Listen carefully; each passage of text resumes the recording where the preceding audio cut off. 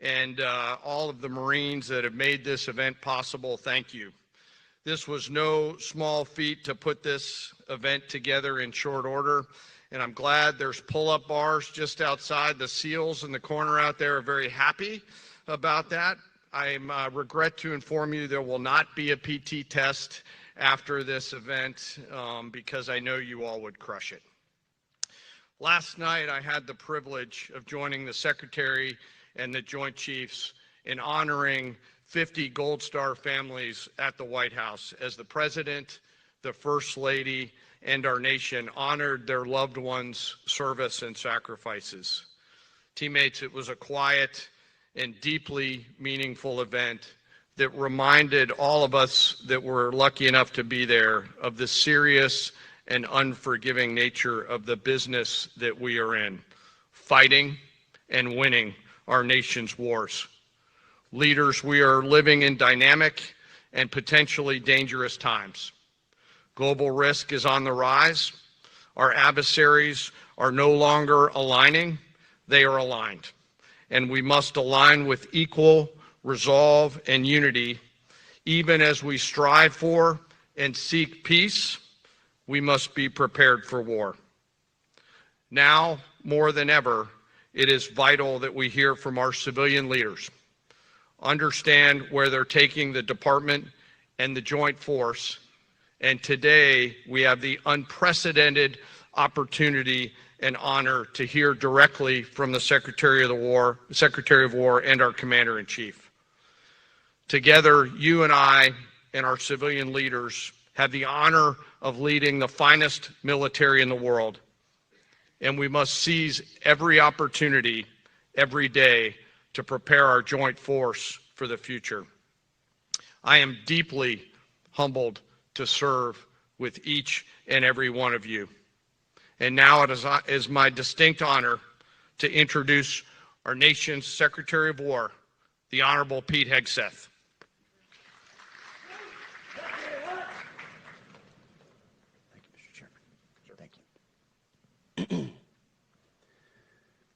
Please take your seats.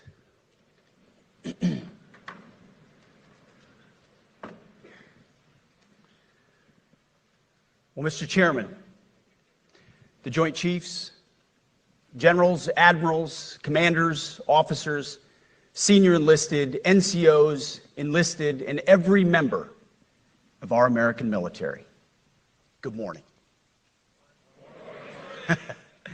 Good morning and welcome to the War Department, because the era of the Department of Defense is over. You see, the motto of my first platoon was, "Those who long for peace must prepare for war." This is, of course, not a new idea. This crowd knows that. The origin dates to the 4th century Rome and has been repeated ever since, including by our first Commander-in-Chief, George Washington, the first leader of the War Department. It captures a simple yet profound truth. To ensure peace, we must prepare for war. From this moment forward, the only mission of the newly restored Department of War is this: warfighting, preparing for war and preparing to win, unrelenting and uncompromising in that pursuit. Not because we want war, no one here wants war, but it's because we love peace. We love peace for our fellow citizens. They deserve peace, and they rightfully expect us to deliver it. Our number one job, of course, is to be strong so that we can prevent war in the first place. The President talks about it all the time. It's called peace through strength. And as history teaches us, the only people who actually deserve peace are those who are willing to wage war to defend it. That's why pacifism is so naive and dangerous. It ignores human nature and it ignores human history. Either you protect your people and your sovereignty, or you will be subservient to something or someone. It's a truth as old as time. And since waging war is so costly in blood and treasure, we owe our republic a military that will win any war we choose or any war that is thrust upon us. Should our enemies choose foolishly to challenge us, they will be crushed by the violence, precision, and ferocity of the War Department. In other words, to our enemies, F-A-F-O. If necessary, our troops can translate that for you. Another way to put it is peace through strength, brought to you by the warrior ethos. And we are restoring both. As President Trump has said, and he's right, we have the strongest, most powerful, most lethal, and most prepared military on the planet. That is true, full stop. Nobody can touch us. It's not even close. This is true largely because of the historic investments that he made in his first term, and we will continue in this term. But it's also true because of the leaders in this room and the incredible troops that you all lead. But the world, and as the chairman mentioned, our enemies get a vote. You feel it, I feel it. This is a moment of urgency, mounting urgency. Enemies gather, threats grow. There is no time for games. We must be prepared. If we're going to prevent and avoid war, we must prepare now. We are the strength part of peace through strength. And either we're ready to win or we are not. You see, this urgent moment, of course, requires more troops, more munitions, more drones, more Patriots, more submarines, more B-21 bombers. It requires more innovation, more AI in everything and ahead of the curve. More cyber effects, more counter-UAS, more space, more speed. America is the strongest, but we need to get stronger and quickly. The time is now, and the cause is urgent. The moment requires restoring and refocusing our defense industrial base, our shipbuilding industry, and onshoring all critical components. It requires, as President Trump has done, getting our allies and partners to step up and share the burden. America cannot do everything. The free world requires allies with real hard power, real military leadership, and real military capabilities. The War Department is tackling and prioritizing all of these things.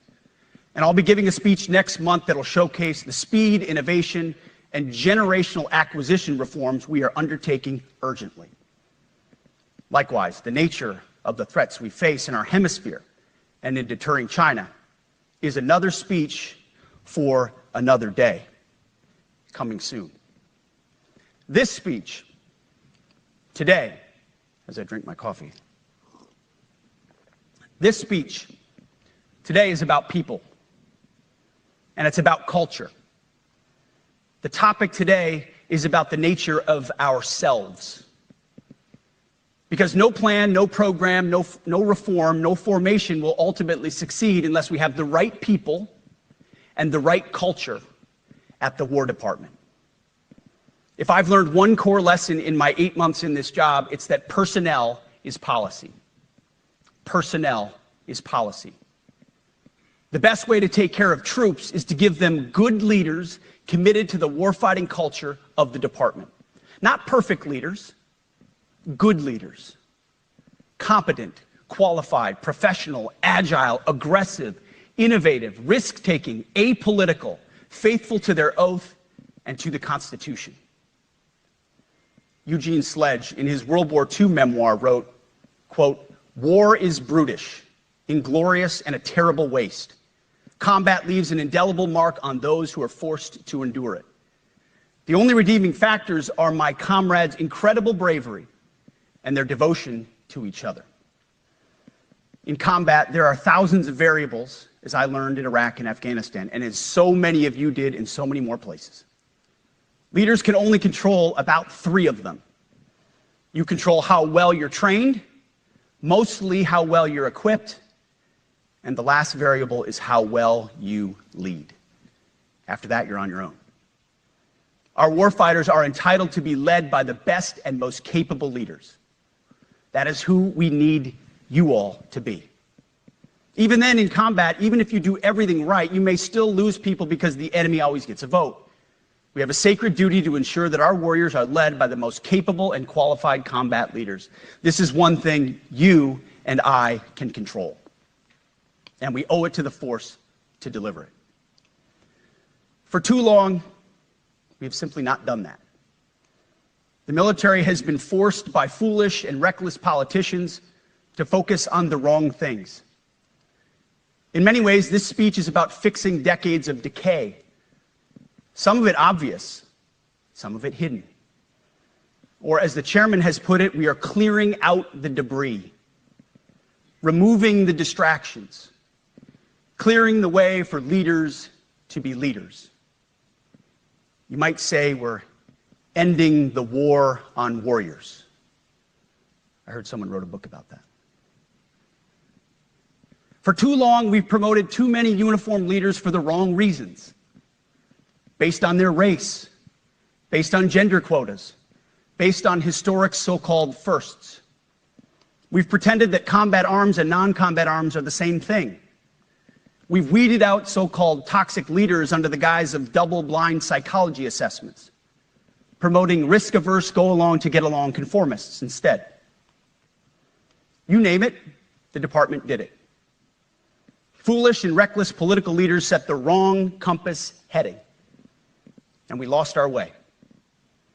We became the woke department, but not anymore. Right now, I'm looking out at a sea of Americans who made a choice when they were young men and young women to do something most Americans will not, to serve something greater than yourself, to fight for God and country, for freedom and the Constitution. You made a choice to serve when others did not, and I commend you.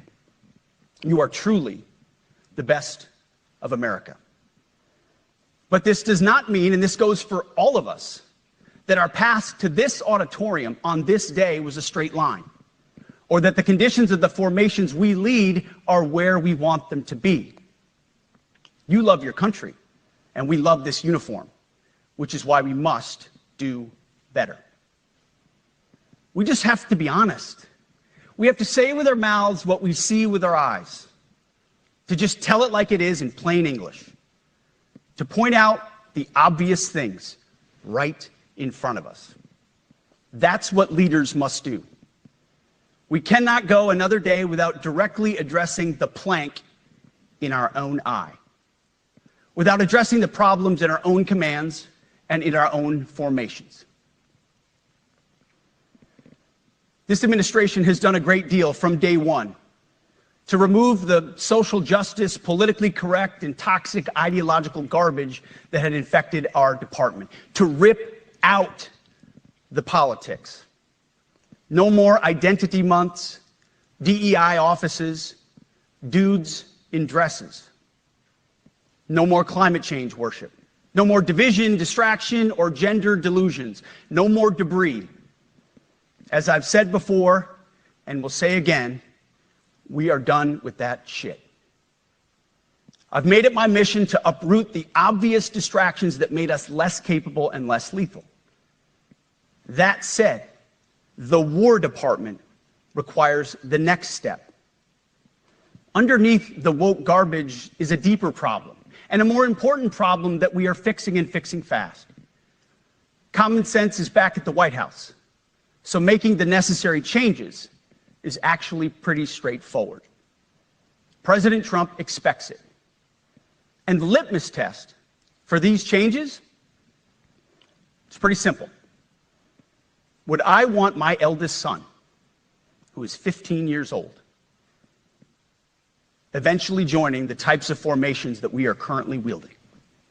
If in any way the answer to that is no, or even yes, but, then we're doing something wrong.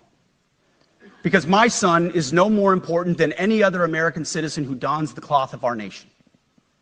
He is no more important than your son. All precious souls made in the image and likeness of God. Every parent deserves to know that their son or their daughter that joins our ranks is entering exactly the kind of unit that the Secretary of War would want his son to join. Think of it as the golden rule test. Jesus said, Do unto others that's what you would have done unto yourself. It's the ultimate simplifying test of truth. The new War Department golden rule is this: do unto your unit as you would have done unto your own child's unit. Would you want him serving with fat or unfit or undertrained troops? Or alongside people who can't meet basic standards? Or in a unit where standards were lowered so certain types of troops could make it in? In a unit where leaders were promoted for reasons other than merit, performance, and warfighting? The answer is not just no, it's hell no. This means at the War Department, first and foremost, we must restore a ruthless, dispassionate, and common sense application of standards. I don't want my son serving alongside troops who are out of shape, or in combat unit with females who can't meet the same combat arms physical standards as men, or troops who are not fully proficient on their assigned weapons, platform, or task, or under a leader who was the first, but not the best. Standards must be uniform, gender neutral, and high. If not, they're not standards. They're just suggestions. Suggestions that get our sons and daughters killed. When it comes to combat arms units, and there are many different stripes across our joint force, the era of politically correct, overly sensitive, don't hurt anyone's feelings leadership ends right now. At every level, either you can meet the standard, either you can do the job, either you are disciplined, fit, and trained, or you are out. And that's why today, at my direction, and this is the first of 10 Department of War directives that are arriving at your commands as we speak and in your inbox. Today, at my direction, each service will ensure that every requirement for every combat MOS, for every designated combat arms position, returns to the highest male standard only. Because this job is life or death. Standards must be met. And not just met, at every level we should seek to exceed the standard, to push the envelope, to compete. It's common sense and core to who we are and what we do. It should be in our DNA. Today, at my direction, we are also adding a combat field test for combat arms units that must be executable in any environment at any time and with combat equipment. These tests, they'll look familiar. They'll resemble the Army Expert Physical Fitness Assessment or the Marine Corps Combat Fitness Test. I'm also directing that warfighters in combat jobs execute their service fitness test at a gender-neutral, age-normed male standard scored above 70%. It all starts with physical fitness and appearance. If the Secretary of War can do regular, hard PT, so can every member of our joint force. Frankly, it's tiring to look out at combat formations, or really any formation, and see fat troops. Likewise, it's completely unacceptable to see fat generals and admirals in the halls of the Pentagon and leading commands around the country and the world. It's a bad look. It is bad, and it's not who we are. So whether you're an airborne ranger or a chairborne ranger, a brand new private or a 4-star general, you need to meet the height and weight standards and pass your PT test. And as the chairman said, yes, there is no PT test. But today, at my direction, every member of the joint force at every rank is required to take a PT test twice a year, as well as meet height and weight requirements twice a year, every year of service. Also today, at my direction, every warrior across our joint force is required to do PT every duty day. Should be common sense. I mean, most units do that already, but we're codifying it. And we're not talking like hot yoga and stretching. Real hard PT, either as a unit or as an individual. At every level, from the Joint Chiefs to everyone in this room to the youngest private, leaders set the standard. And so many of you do this already. Active, Guard, and Reserve. This also means grooming standards. No more beards, long hair, superficial individual expression. We're going to cut our hair, shave our beards, and adhere to standards. Because it's like the broken windows theory of policing. It's like when you let the small stuff go, the big stuff eventually goes. So you have to address the small stuff. This is on duty, in the field, and in the rear. If you want a beard, you can join Special Forces. If not, then shave. We don't have a military full of Nordic pagans. But unfortunately, we have had leaders who either refuse to call BS and enforce standards, or leaders who felt like they were not allowed to enforce standards. Both are unacceptable. And that's why today, at my direction, the era of unprofessional appearance is over. No more beardos. The era of rampant and ridiculous shaving profiles is done. Simply put, if you do not meet the male-level physical standards for combat positions, cannot pass a PT test, or don't want to shave and look professional, it's time for a new position or a new profession. I sincerely appreciate the proactive efforts the secretaries have already taken in some of those areas, service secretaries. And these directives are intended to simply accelerate those efforts. On the topic of standards, allow me a few words to talk about toxic leaders. Upholding and demanding high standards is not toxic. Enforcing high standards, not toxic leadership. Leading warfighters toward the goals of high, gender-neutral, and uncompromising standards in order to forge a cohesive, formidable, and lethal Department of War is not toxic. It is our duty, consistent with our constitutional oath. Real toxic leadership is endangering subordinates with low standards. Real toxic leadership is promoting people based on immutable characteristics or quotas instead of based on merit. Real toxic leadership is promoting destructive ideologies that are an anathema to the Constitution and the laws of nature and nature's God, as Thomas Jefferson wrote in the Declaration of Independence. The definition of toxic has been turned upside down, and we're correcting that. That's why today, at my direction, we're undertaking a full review of the department's definitions of so-called toxic leadership, bullying, and hazing, to empower leaders to enforce standards without fear of retribution or second guessing. Of course, you can't do like nasty bullying and hazing. We're talking about words like bullying and hazing and toxic. They've been weaponized and bastardized inside our formations, undercutting commanders and NCOs. No more. Setting, achieving, and maintaining high standards is what you all do. And if that makes me toxic, then so be it. Second, today at our direction, we're ensuring that every service, every unit, every schoolhouse, and every form of professional military education conduct an immediate review of their standards.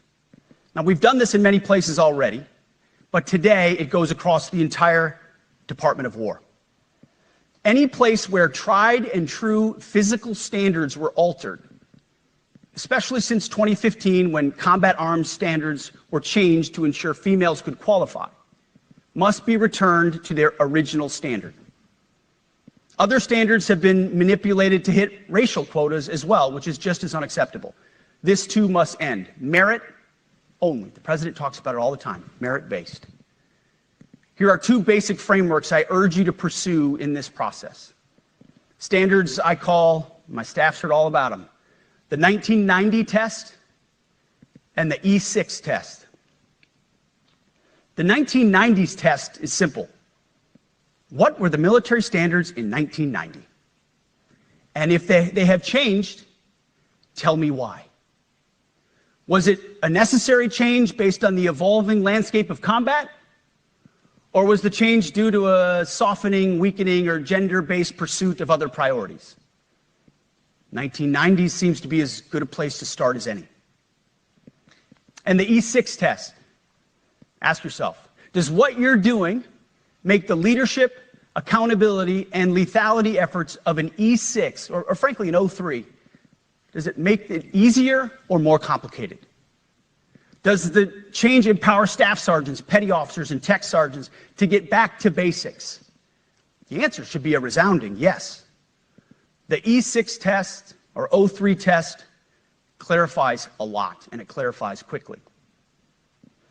Because war does not care if you're a man or a woman. Neither does the enemy. Nor does the weight of your rucksack, the size of an artillery round, or the body weight of a casualty on the battlefield who must be carried. This, and I want to be very clear about this, this is not about preventing women from serving.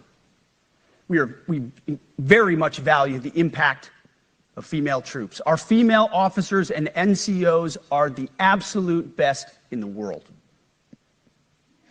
But when it comes to any job that requires physical power to perform in combat, those physical standards must be high and gender neutral. If women can make it, excellent. If not, it is what it is. If that means no women qualify for some combat jobs, so be it. That is not the intent, but it could be the result, so be it. It will also mean that weak men won't qualify because we're not playing games. This is combat. This is life or death. As we all know, this is you versus an enemy hell-bent on killing you. To be an effective, lethal fighting force, you must trust that the warrior alongside you in battle is capable, truly physically capable of doing what is necessary under fire. You know this is the only standard you would want for your kids and for your grandkids. Apply the War Department Golden Rule, the 1990 test, and the E6 test, and it's really hard to go wrong. Third, we are attacking and ending the walking on eggshells and zero-defect command culture. A risk-averse culture means officers execute not to lose instead of to win. A risk-averse culture means NCOs are not empowered to enforce standards. Commanders and NCOs don't take necessary risks or make tough adjustments for fear of rocking the boat or making mistakes. A blemish-free record is what peacetime leaders covet the most, which is the worst of all incentives. We, as senior leaders, need to end the poisonous culture of risk aversion and empower our NCOs at all levels to enforce standards. Truth be told, for the most part, we don't need new standards. We just need to reestablish a culture where enforcing standards is possible. And that's why today, at my direction, I'm issuing new policies that will overhaul the IG, EO, and MEO processes. I call it the No More Walking on Eggshells policy. We are liberating commanders and NCOs. We are liberating you. We are overhauling an inspector general process, the IG, that has been weaponized, putting complainers, ideologues, and poor performers in the driver's seat. We're doing the same with the equal opportunity and military equal opportunity policies, the EO and MEO at our department. No more frivolous complaints, no more anonymous complaints, no more repeat complainants, no more smearing reputations, no more endless waiting, no more legal limbo, no more sidetracking careers, no more walking on eggshells. Of course, being a racist has been illegal in our formation since 1948. The same goes for sexual harassment. Both are wrong and illegal. Those kinds of infractions will be ruthlessly enforced. But telling someone to shave or get a haircut or to get in shape or to fix their uniform or to show up on time or to work hard, that's exactly the kind of discrimination we want. We are not civilians. You are not civilians. You are set apart for a distinct purpose. So we, as a department, need to stop acting and thinking like civilians and get back to basics and put the power back in the hands of commanders and NCOs. Commanders and NCOs who make life and death decisions. Commanders and NCOs who enforce standards and ensure readiness. Commanders and NCOs who, in this War Department, have to look in the mirror and they have to pass the Golden Rule test. My kids, your kids, America's sons and daughters. So I urge you all here today and those watching, take this guidance and run with it. The core of this speech is the 10 directives we're announcing today. They were written for you, for Army leadership, for Navy leadership, for Marine Corps leadership, for Air Force leadership, Space Force leadership. These directives are designed to take the monkey off your back and put you, the leadership, back in the driver's seat. Move out with urgency because we have your back. I have your back. And the Commander-in-Chief has your back. And when we give you this guidance, we know mistakes will be made. It's the nature of leadership. But you should not pay for earnest mistakes for your entire career. And that's why today, at my direction, we're making changes to the retention of adverse information on personnel records that will allow leaders with forgivable, earnest, or minor infractions to not be encumbered by those infractions in perpetuity. People make honest mistakes, and our mistakes should not define an entire career. Otherwise, we only try not to make mistakes, and that's not the business we're in. We need risk takers and aggressive leaders and a culture that supports you. Fourth, at the War Department, promotions across the Joint Force will be based on one thing: merit. Colorblind, gender-neutral, merit-based.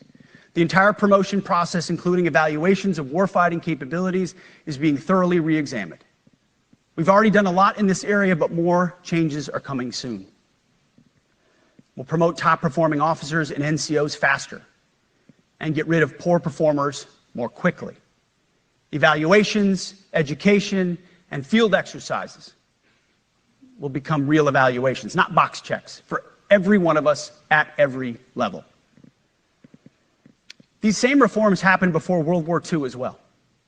General George Marshall and Secretary of War Henry Stimson did the same thing. And we won a world war because of it. As it happens, when he started the job, Chairman Kane gave me a frame and a photo to hang in my office. A matching frame and photo hangs in his. It's a photo of Marshall and Stimson preparing for World War II. Those two leaders famously kept the door open between their offices for the entirety of the war.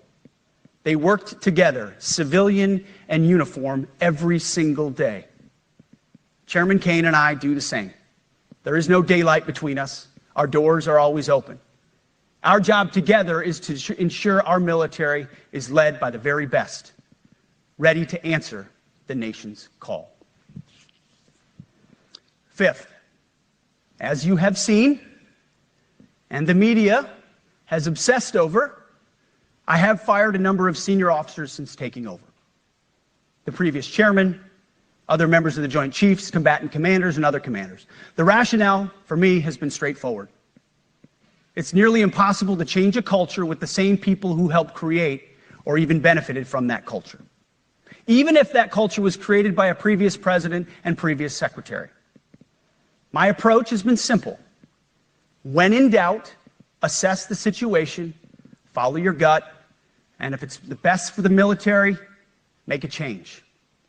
We all serve at the pleasure of the president every single day. But in many ways, it's not their fault. It's not your fault. As foolish and reckless as the woke department was, those officers were following elected political leadership.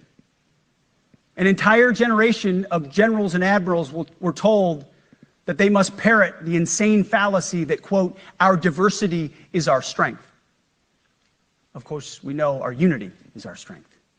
They had to put out dizzying DEI and LGBTQI+ statements.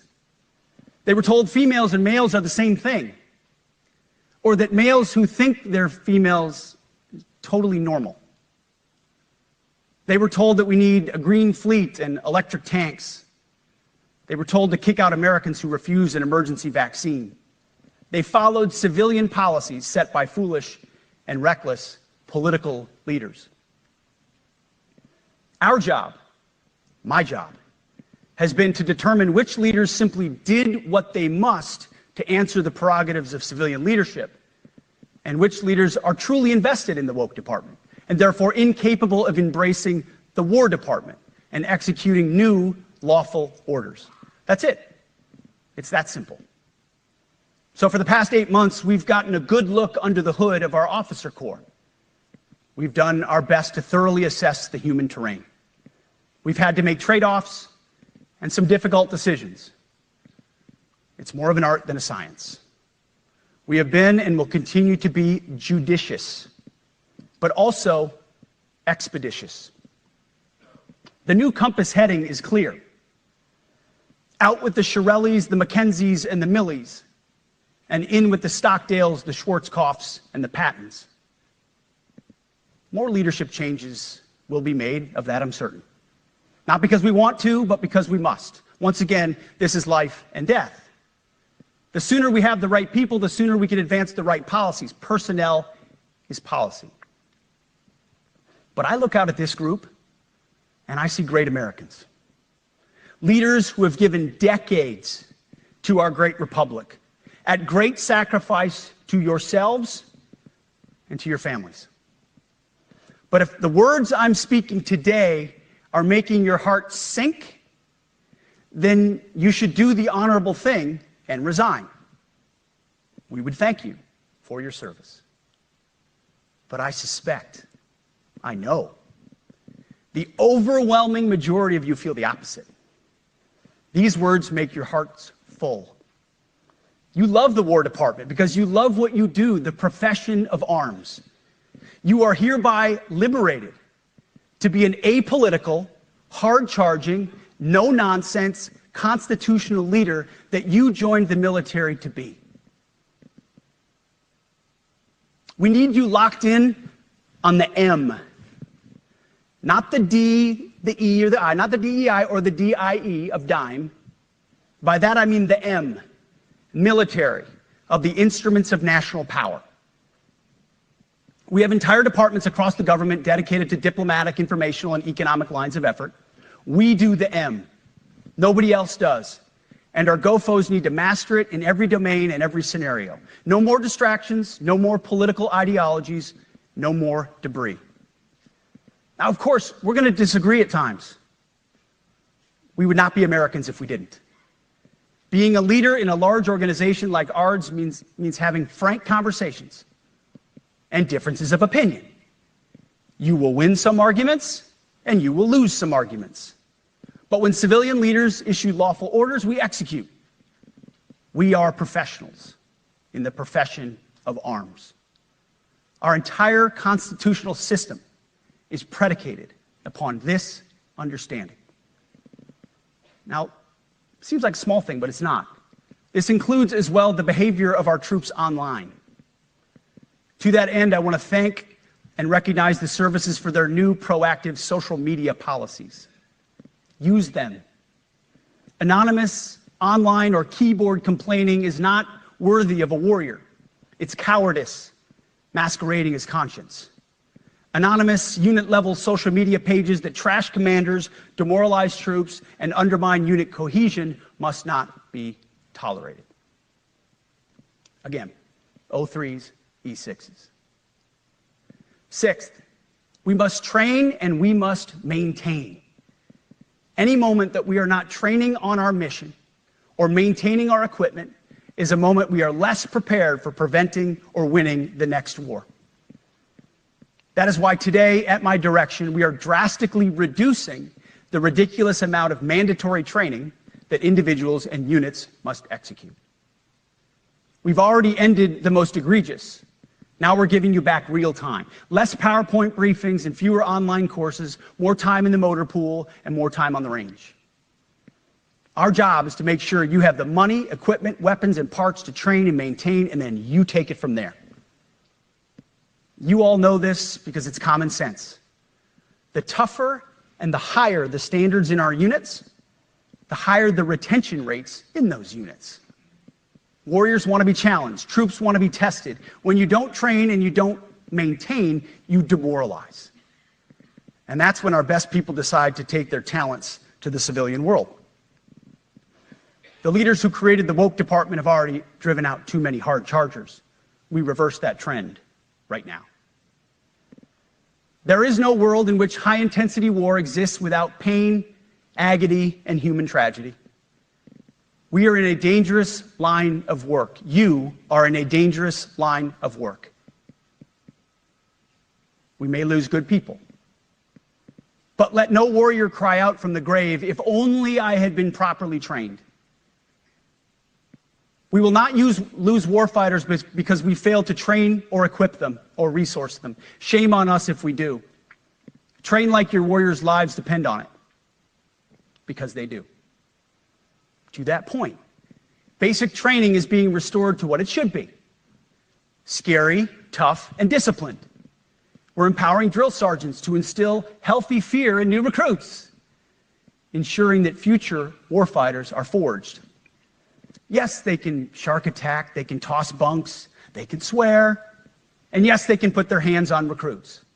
This does not mean they can be reckless or violate the law, but they can use tried and true methods to motivate new recruits, to make them the warriors they need to be. Back to basics at basic as well. Of course, and you know this, basic training is not where mission readiness should end. The nature of the evolving threat environment demands that everyone, in every job, must be ready to join the fight if needed.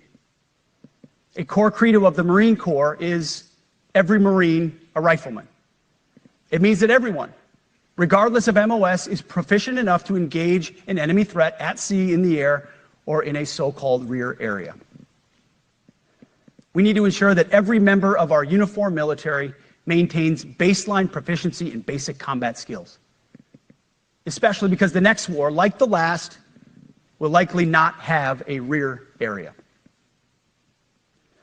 Finally, as President Trump rightly pointed out when he changed the department name, the United States has not won a major theater war since the name was changed to the Department of Defense in 1947.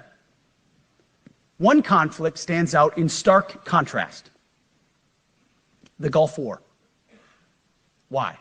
Well, there's a number of reasons, but it was a limited mission with overwhelming force and a clear end state. But why did we execute and win the Gulf War the way we did in 1991? There's two overwhelming reasons. One was President Ronald Reagan's military buildup gave an overwhelming advantage. And two, military and Pentagon leadership had previous formative battlefield experiences. The men who led this department during the Gulf War were mostly combat veterans of the Vietnam War.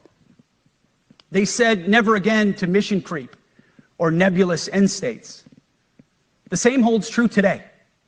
Our civilian and military leadership is chock full of veterans from Iraq and Afghanistan who say never again to nation building and nebulous end states.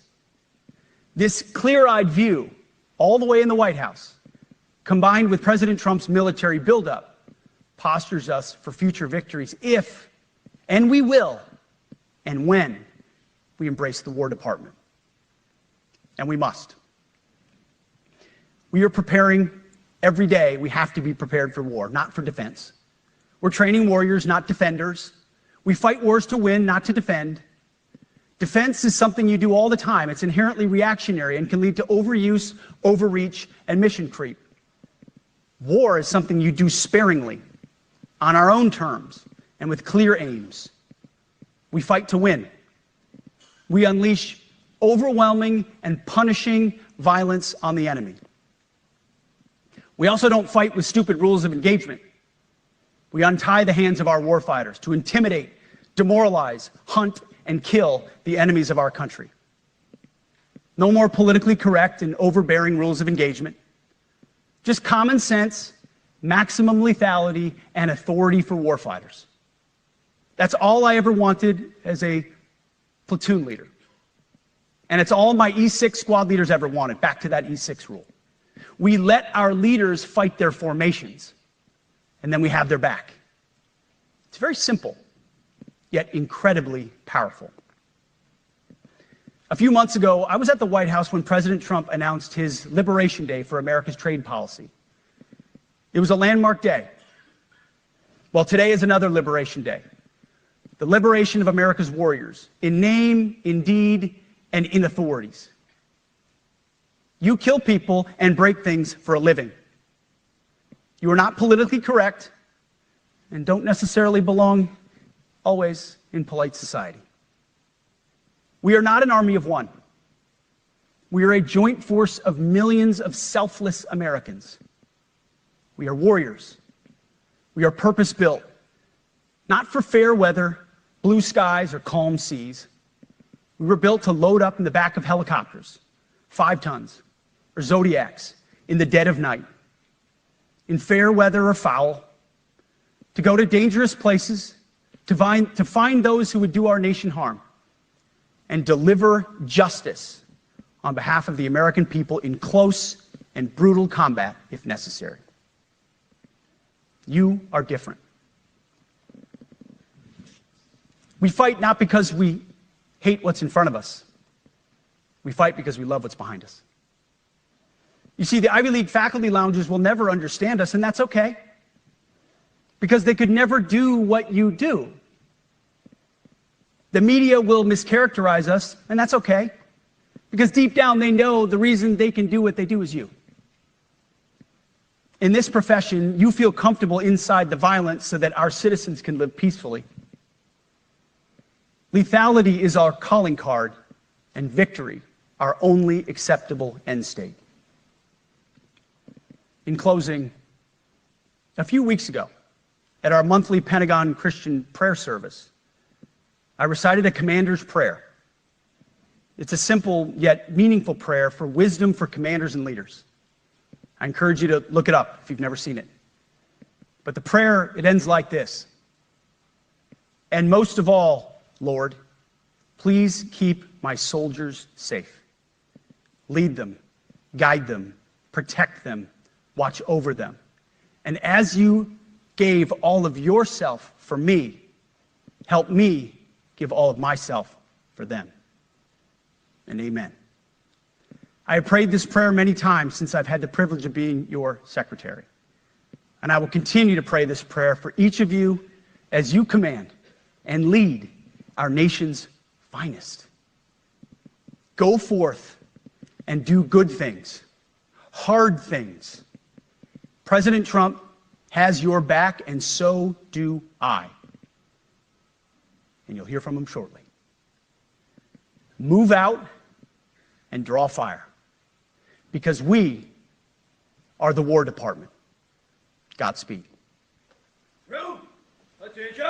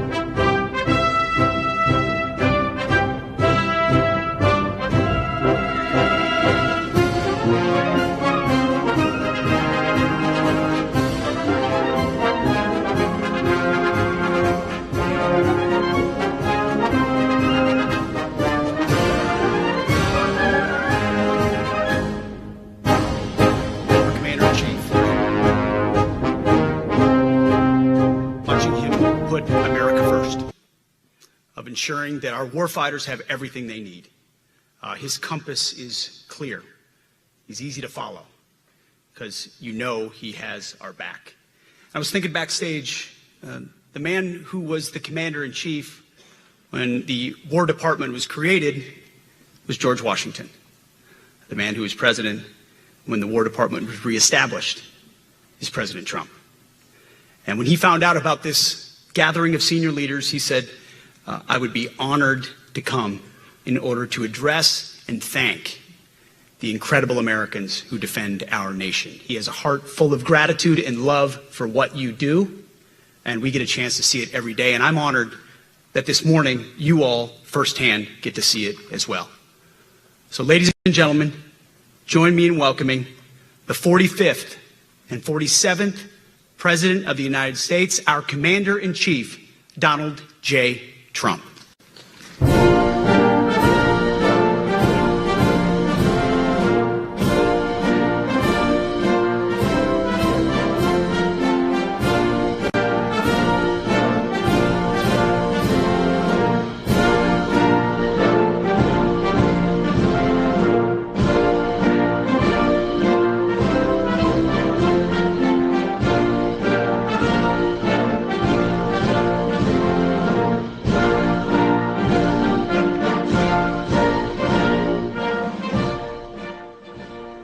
Thank you very much, Pete.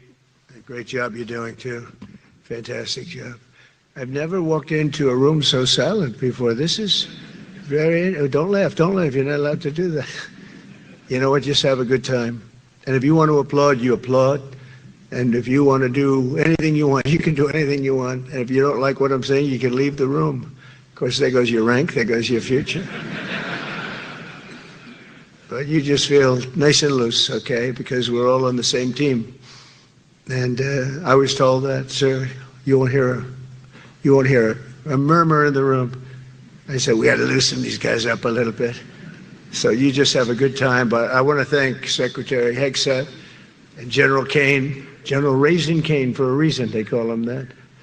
When I heard his name, I said, you're the guy I'm looking for. The Joint Chiefs of Staff and so many others in this room who together represent the greatest and most elite fighting force in the history of the world, the United States military. We're very proud of our military. I rebuilt the military during my first term. It's one of the greatest achievements. We had the greatest economy in history, and I built the military. Those are the two things I say more than anything else. And I also kept us safe at the borders. We had very good borders. We didn't have people coming in from jails and prisons and everything like took place over the last 4 years. They'll never forget what happened to this country over the last 4 years with the incompetence. There could be no higher honor than to serve as your commander-in-chief. It is a great honor. I look at you, just incredible people. Central casting, I might add. To each and every one of you, I thank you for your unwavering devotion to the armed forces and to the country that we've all sworn a sacred oath to defend. We all have that oath, every one of us. I'm thrilled to be here this morning to address the senior leadership of what is once again known around the world as the Department of War. I know Pete spoke about it. He gave a great speech, I thought. Great speech. I don't want him to get so good. I hate that. You know? No, I hate it. I almost fired him. I said, you can't, I don't want to go on after that. No, he gave a great speech, but he talked about Department of War. We were sitting there. I said, didn't it used to be called the Department of War?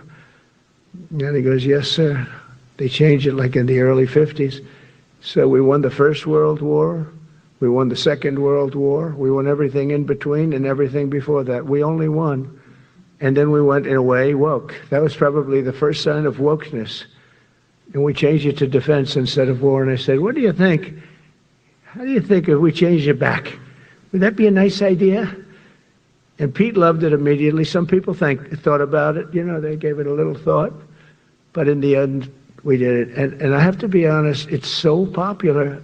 I thought it would be met with fury on the left. But they're sort of giving up, I must be honest with you. They've had it. They've had it with Trump. They've been after me for so many years now. Here we are. Here we are. Come to the White House anytime you'd like. No, they've given up. They're bad, a lot of bad people. But all over, it's been so popular. It's been very popular. I really thought that we were going to have to sort of fight it through. There's been no fight. There's been no fight. Like what I called the Gulf of America, the Gulf of America, because to me it was always the Gulf of America. I could never understand. We have 92% of the frontage, and for years, actually 350 years that were there before us, it was called the Gulf of Mexico. I just had this idea. I'm looking at a map, I'm saying, we have most of the frontage. Why is it Gulf of Mexico? Why isn't it the Gulf of America? And I made the change, and it went smoothly. I mean, we had a couple of fake news outlets that refused to make the change. And then one of them, AP, took us to court, and we won. And the judge, who was a somewhat liberal judge, said, the name is the Gulf of America, because AP refused to call it the Gulf of America. They wrote, they're not a good outfit, by the way. They call it the Gulf of Mexico. I said, no, the Gulf of America is the name. And the judge actually said that, in fact, you can't even go into the room because what you're doing is not appropriate. The name is the Gulf of America. Google Maps changed the name. Everybody did, but AP wouldn't. And then we won in court. How about that? Isn't that so cool? The Secretary Hicks has beautifully described the name change reflects far more than the shift in branding. It's really a historic reassertion of our purpose and our identity and our pride. That's when we go with the word war. And you know, we want war because we want to have no wars, but you have to be there, and you know, sometimes you have to do it. I have settled so many wars since we're here almost 9 months, and I've settled 7, and yesterday we might have settled the biggest of them all, although I don't know, Pakistan, India was very big. Both nuclear powers, I settled that. But yesterday could be the settlement in the Middle East. That hasn't happened for 3,000 years. I said, how long have you been fighting? 3,000 years, sir. That's a long time. But we got it, I think, settled. We'll see. Hamas has to agree. And if they don't, it's going to be very tough on them. But It is what it is. But all of the Arab nations, Muslim nations have agreed. Israel has agreed. It's an amazing thing. It just came together. War is very strange. You know, you never know what's going to happen with war. The easiest one of them all is Putin. I said, number one, it's a war that would have never happened if I were president, if the election weren't rigged. And if I were president, that war would have never happened. Not even a little chance. And it didn't happen for 4 years. But I knew Putin very well, and I thought that would be easy because I know him so well. Well, that one turned out to be the hardest of them all. We had some that were not settlable, and they all got settled. So if this works out, that we did yesterday with the Middle East, then that's more than a war. That's lots of wars. That's all combined. That's a lot of wars. Many of you were over there in many different capacities in many different countries. That's a big part of the earth. But if that works out, it would be 8+. I could give myself 2 or 3 for that one. And then we just have the one to settle, and we have to settle it up with President Putin and Zelensky. Got to get them together and get it done. But the only way we can do that is through strength. I mean, if we were weak, they wouldn't even take my phone call. But we have extreme strength. We had the horror show in Afghanistan, which is really the reason I think that Putin went in. He saw that horror show by Biden and his team of incompetent people. And that showed, I think it gave him a path in. I wasn't there any longer. I watched that, and it was so horrible. I think it was the most embarrassing day in the history of our country. And now we're back. And that's it. We're not going to have any of that crap happen, I can tell you. That was terrible, so terrible. Together we're reawakening the warrior spirit, and this is a spirit that won and built this nation, and from the cavalry that tamed the Great Plains to the ferocious, unyielding power of Patton Bradley and the great General Douglas MacArthur. These are all great men. We're a team, and so my message to you is very simple. I am with you, I support you, and as president, I have your backs 100%. You'll never see me even waver a little bit. It's the way it is. And that includes our great police officers and firemen and all of these people that are doing so well. Together over the next few years, we're going to make our military stronger, tougher, faster, fiercer, and more powerful than it has ever been before. I rebuilt our nuclear, as you probably know, but we'll upgrade that also and just hope we never have to use it. We have to hope we never have to use it, because the power of that is so incredible. I see things I don't think they'd show it to you. I really wouldn't want them to show it to you. But when you see the result of what's left, you never want to use that. Never, never, ever. We were a little bit threatened by Russia recently, and I sent a submarine, nuclear submarine, the most lethal weapon ever made. Number one, you can't detect it. There's no way. We're 25 years ahead of Russia and China in submarines. Russia's actually second in submarines. China's third, but they're coming up. They're coming up. They're way lower in nuclear. They're coming up. They're way lower in nuclear too, but in 5 years they'll be equal. They're coming up. And you don't have to be that good with it. And that works for, I mentioned the word nuclear. I moved a submarine or two, I won't say about the two, over to the coast of Russia, just to be careful, because we can't let people throw around that word. I call it the N-word.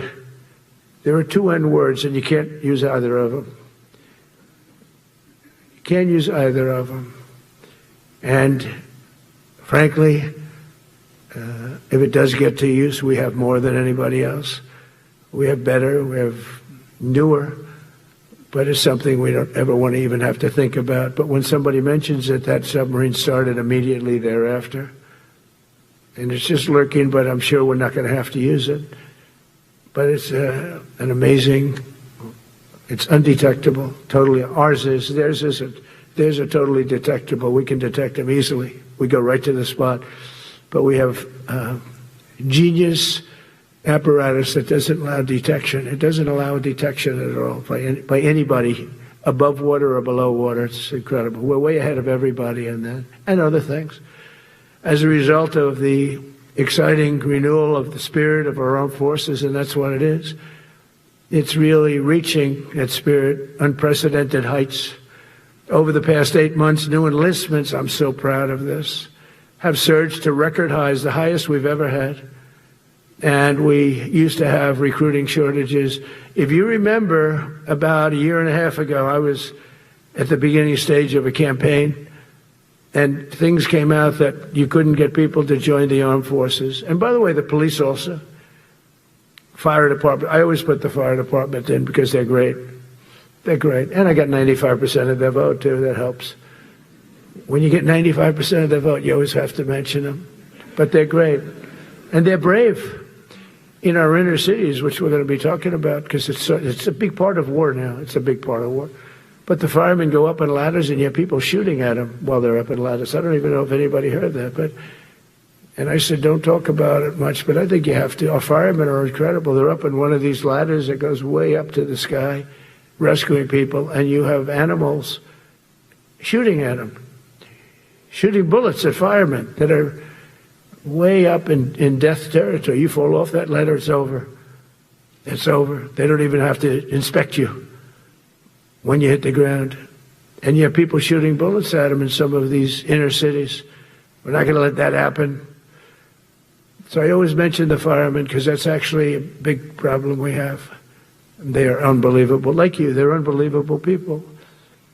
For the first time on record in 2025, the Navy, Air Force, and Space Force all met or surpassed their recruiting goals 3 months early.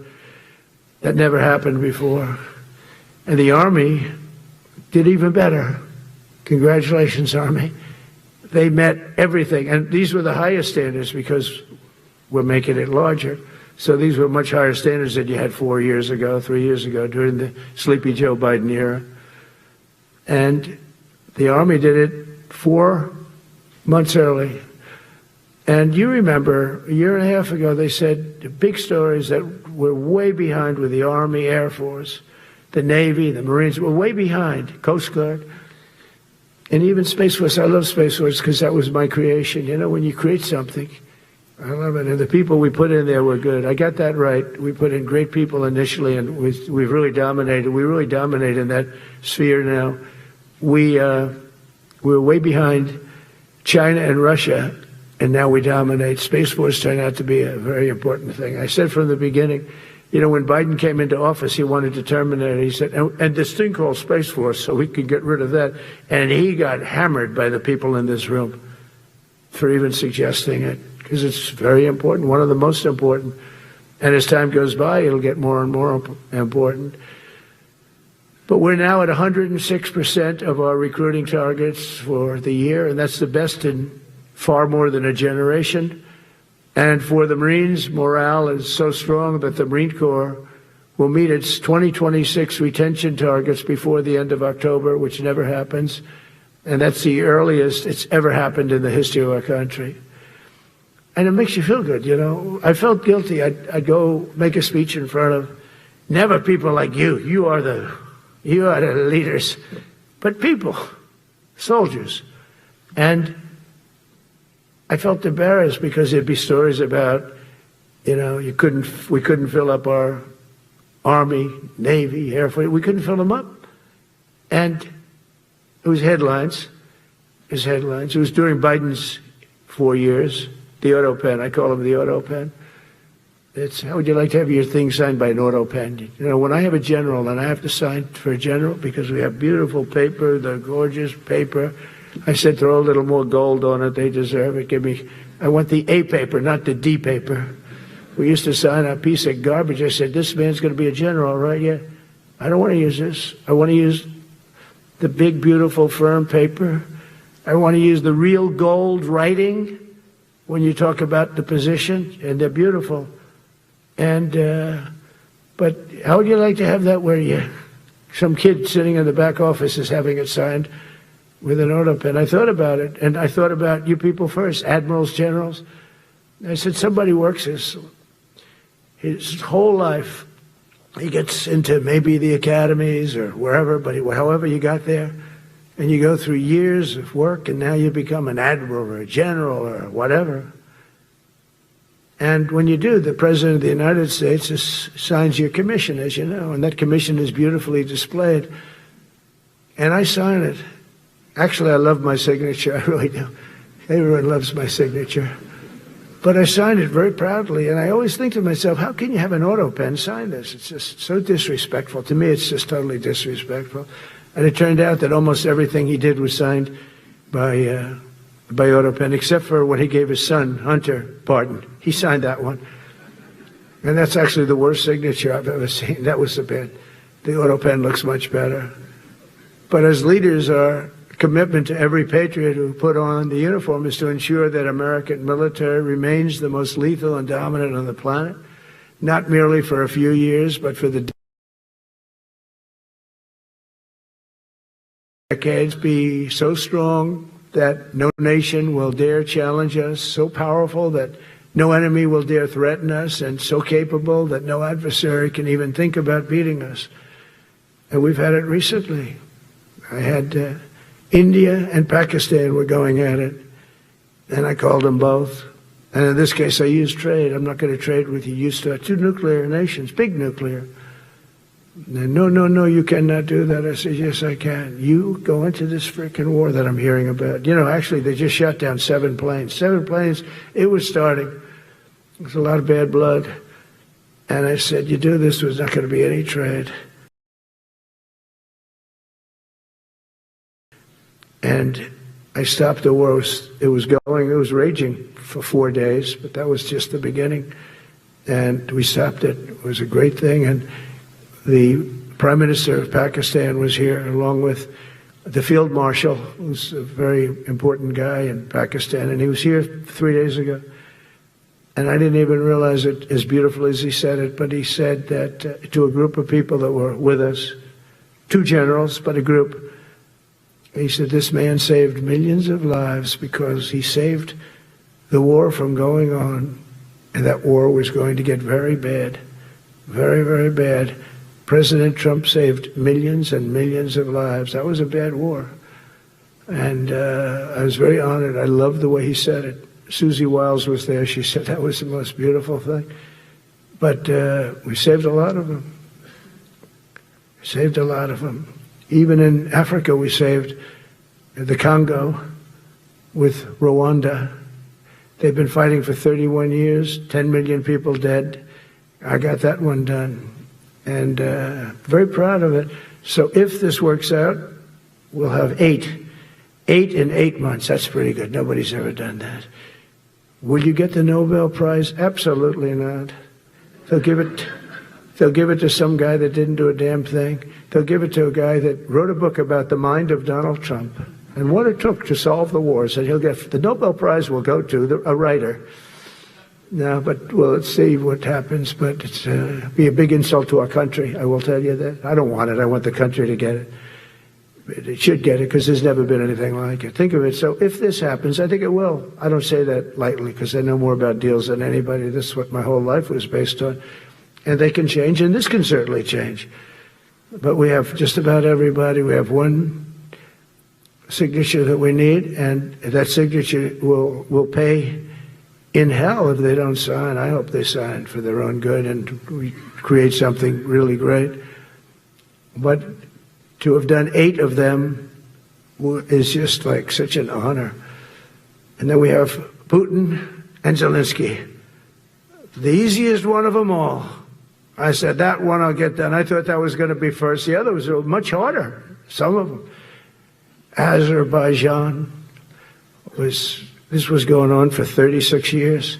They said, it's not solvable, sir. Don't do it. I said, I will do it. I will do it. And I got on the phone with the 2 countries. They were great. They were great. I knew immediately. I knew as soon as I started talking to them, we're going to solve that war. And we did. Now they're so happy. Now they're friends. One said he's been president for 32 years, 22 years. He said, for 22 years, I did nothing but kill his people. They were in the room together at the Oval Office. And they started off spread like this. I have the beautiful Resolute desk. And one was here, and one was here. You couldn't get further away. That's the furthest I've ever seen two people in front of me. And as the hour went by, they got closer, closer, closer. And at the end of the hour, we had it done. And they hugged and hugged and hugged. And I said, that's so nice, and you're going to remain friends. And I spoke to them, one of them the other day. He said, no, he's now my friend. But for 22 years, he's been the head of Azerbaijan for 22 years. And the other guy, great guy too, 7. And you know that war, that was a war that was not solvable. He said for 7 years. The other one said for 22 years. All I did was kill his people. That's all I've done. I said, well, we're going to put a stop to that. So we solved that. So it's a great thing. It's a great feeling. You know, you're saving Kosovo and Serbia. You're saving so many lives doing this if you can do it. But our people deserve nothing less than the very best, and we're never going to let them down. And if we can solve wars instead of you having to fight wars, wouldn't that be wonderful, right? Wouldn't that be wonderful? That's why one of the first executive orders I signed upon taking office was to restore the principle of merit. That's the most important word, other than the word tariff. I love tariffs. Most beautiful word. But I'm not allowed to say that anymore. I said tariff is my favorite word. I love the word tariff. You know, we're becoming rich as hell. We have a big case in front of the Supreme Court, but I can't imagine. Because this is what other nations have done to us. And we have, you know, great legal grounds. But you still have a case. It would be very bad if something happened. But I said, my favorite word in the English dictionary is the word tariff. And people thought that was strange. And the fake news came over and they really hit me hard on it. They said, what about love? What about religion? What about God? What about wife, family? I got killed when I said tariff is my favorite word. So I changed it. It's now my 5th favorite word. And I'm okay with that. I'm okay with that. But they hit me hard. But it is. I mean, when you look at, we've taken in trillions of dollars. We're rich again. And there'll never be, when we finish this out, there'll never be any wealth like what we have. Other countries were taking advantage of us for years and years. You know that better than anybody. And now we're treating them fairly. But the money coming in is, we've never seen anything like it. The other day they had $31 billion that they found, $31 billion. So we found $31 billion and we're not sure from where it came. A gentleman came in, a financial guy. I said, well, what does that mean? He said, we don't know where it came. I said, check the tariff shelf. No, sir, the tariffs haven't started in that sector yet. I said, yes, they have. They started 7 weeks ago. Check it. Comes back 20 minutes later. Sir, you're right. It came from tariffs. $31 billion. That's enough to buy a lot of battleships, Admiral, to use an old term. I think we should maybe start thinking about battleships, by the way.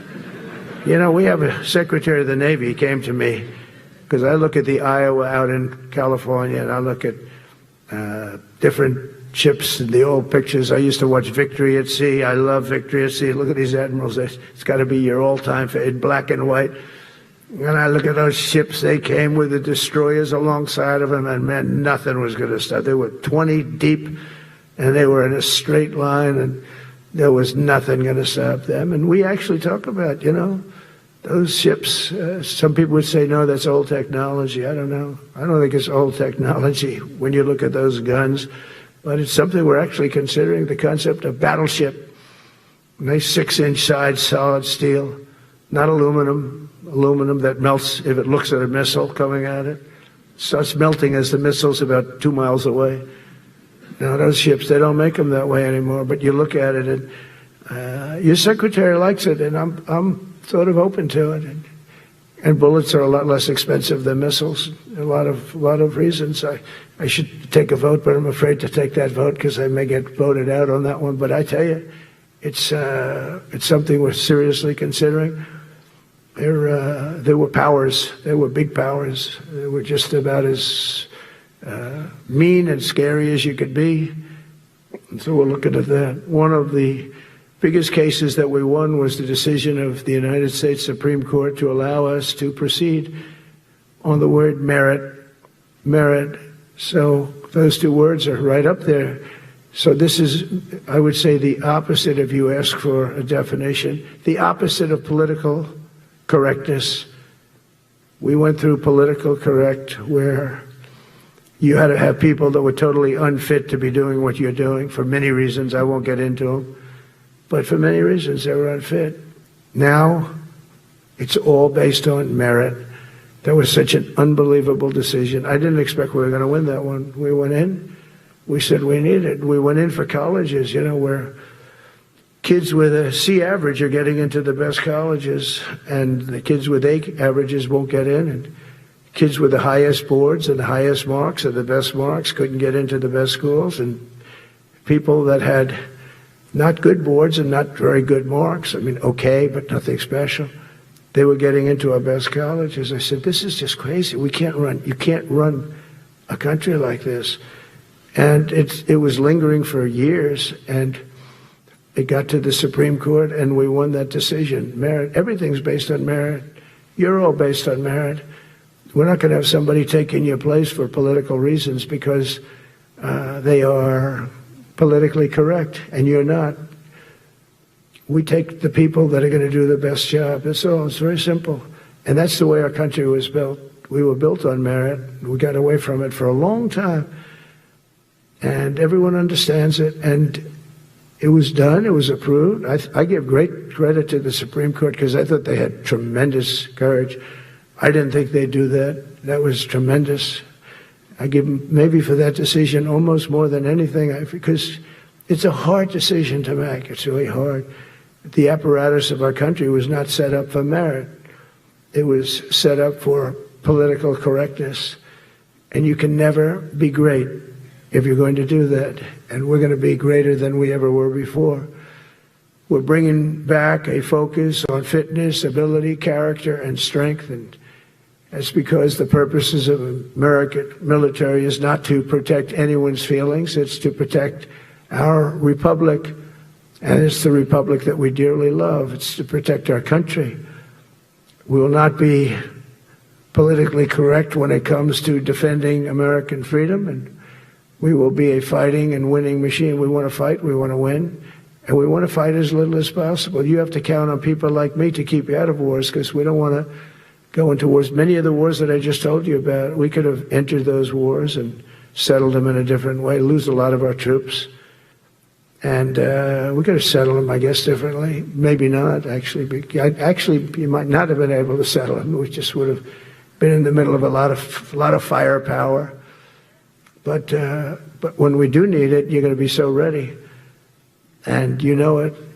But very importantly, with that goal in mind, I've committed to spending over $1 trillion on our military in 2026, and that's the most in the history of our country. $1 trillion. That's a lot of money. I hope you like that. Ma'ams and sirs, I hope you like it. That's a hell of a lot of money. We have the best of everything. Every branch is seeing major investments, and as I announced in the Oval Office in March, we are rapidly moving forward with the first ever 6th generation fighter jet. I didn't name it. I did not name it. Boeing came in and they said, sir, this is our submittal. It's the greatest fighting jet ever done. And you know, they're testing all these planes, all the companies are testing, and this one tested like through the roof. And they said, we'd like to name it the F-47. I said, all right, let me think about it.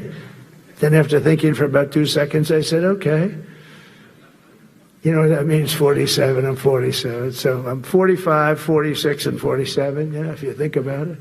I just don't want the credit for 46.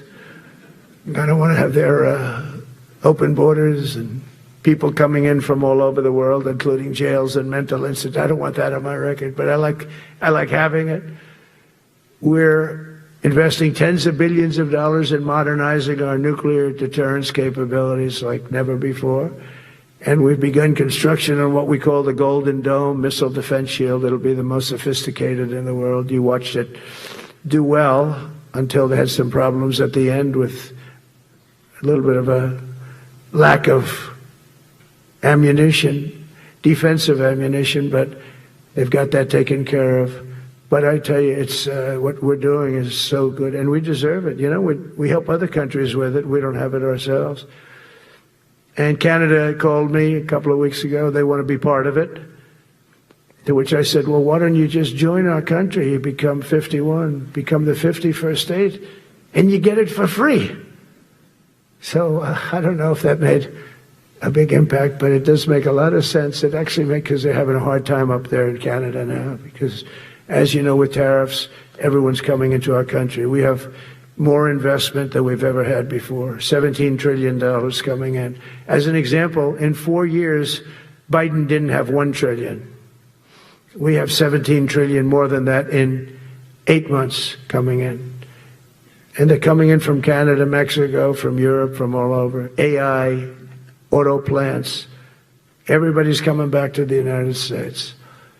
Under my budget, we will be expanding the U.S. Navy by at least 19 ships next year, including submarines, destroyers, assault ships, and more. And it's going to be much more than that as we go along, because we basically don't build ships anymore. We do build submarines, but we don't build ships.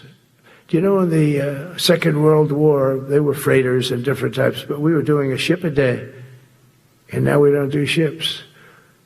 And I'm not a fan of some of the ships you do. I'm a very aesthetic person, and I don't like some of the ships you're doing aesthetically. They say, oh, it's stealth. I said, that's not stealth. An ugly ship is not necessary in order to say you're stealth.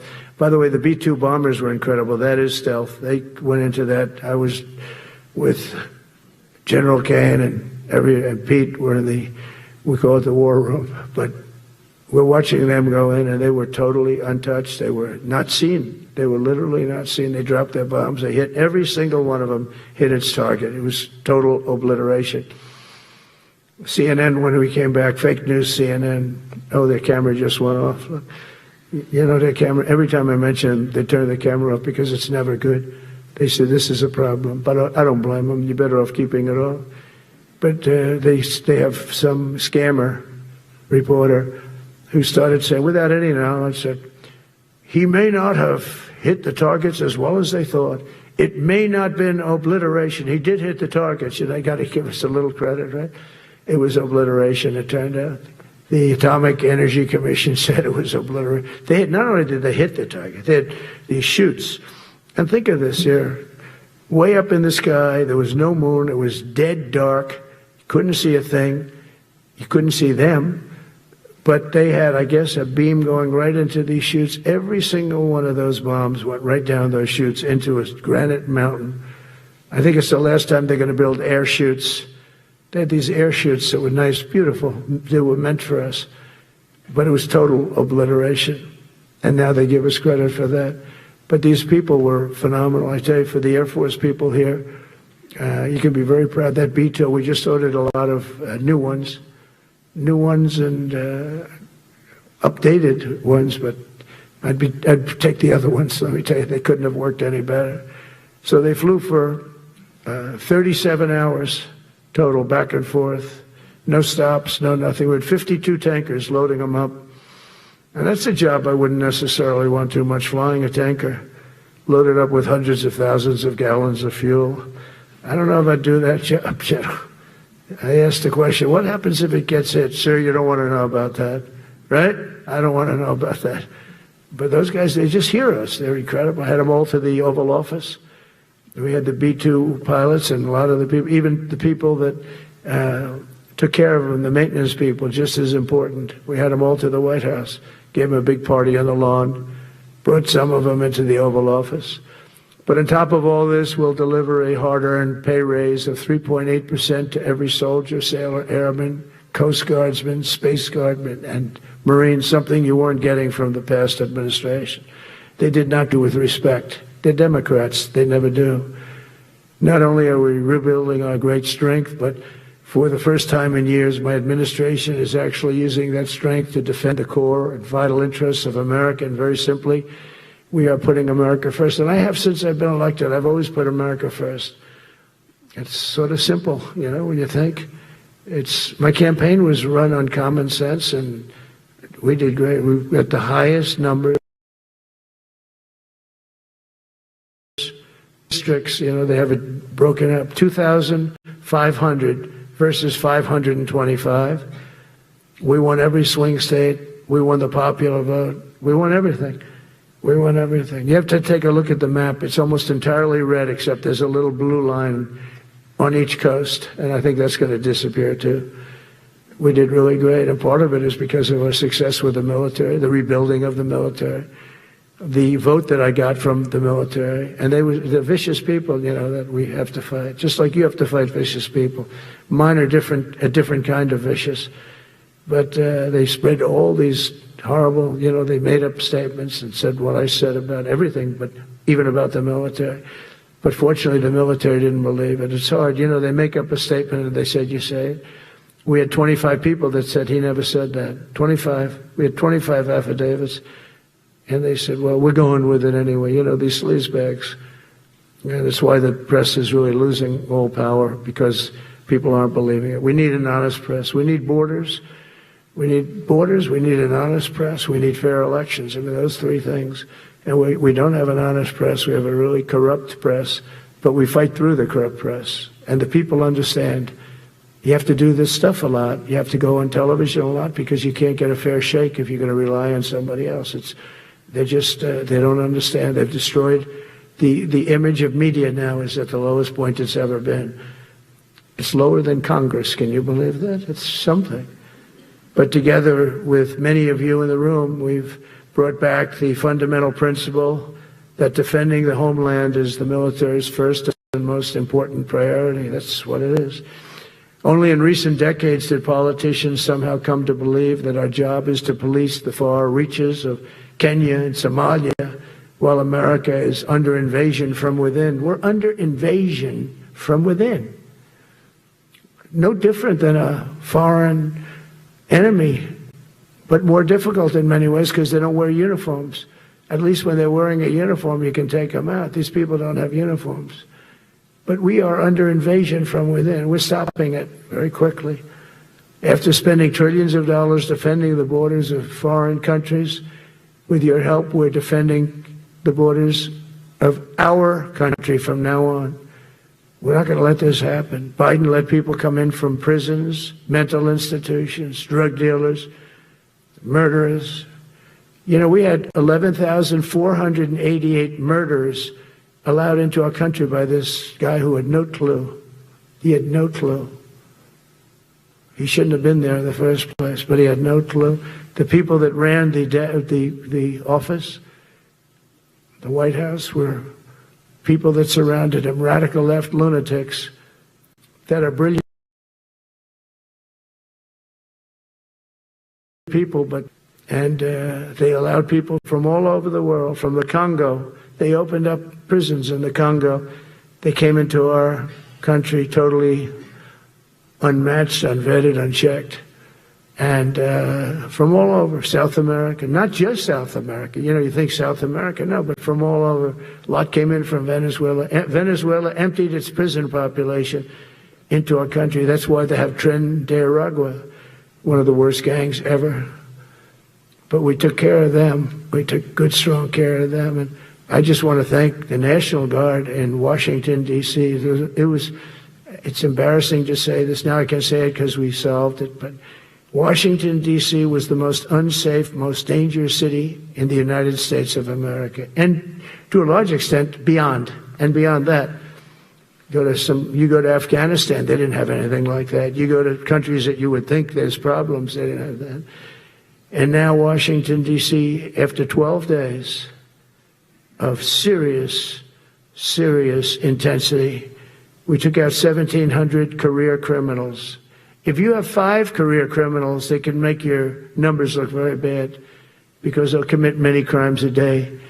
But we took out 1,700, and they took them out. There was no doubt who the boss was. They did an unbelievable job. Then they started even cleaning. I said, I don't want them doing that, sir. They were cleaning it up. I drove through it 2 days ago. It was beautiful. People are walking down the street holding hands, man and wife, coming from Iowa. They're not worried about being shot. Washington, D.C. is now a safe city. In fact, I went out to dinner with my crew. I haven't done that. In theory, I wouldn't do it. And I felt totally safe. And nobody's been attacked. Nobody's been hurt. Washington, D.C. went from our most unsafe city to just about our safest city in a period of a month. We had it under control in 12 days, but give us another 15, 16 days. It's perfect.